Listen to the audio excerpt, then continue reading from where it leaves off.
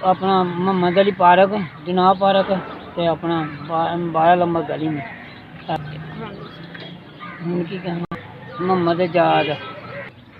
3 बच्चे जे ते यही मजदूरी करते हैं जी।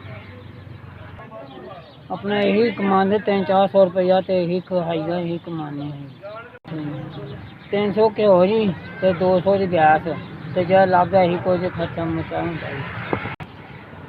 हाँ जी, खर्चा मचा बड़ा ही, अपनी रोजी बड़ी कमाने सोना पक्का रंगे जी।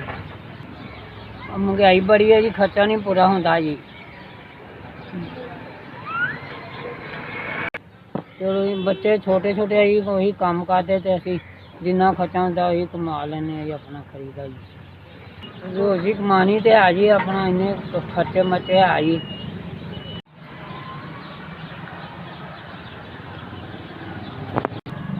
3500 मिल गया जी, खैर कर मैं बहुत दवे ना जिन्हें भेजा जी, खैर कर दिता जिन्ना भी वो खैर करे ला मैं बच्चों की माँ प्यो की सारिया की खैर करे, जिंदगी सारिया की बरकत पाए, खैर करे कम जी।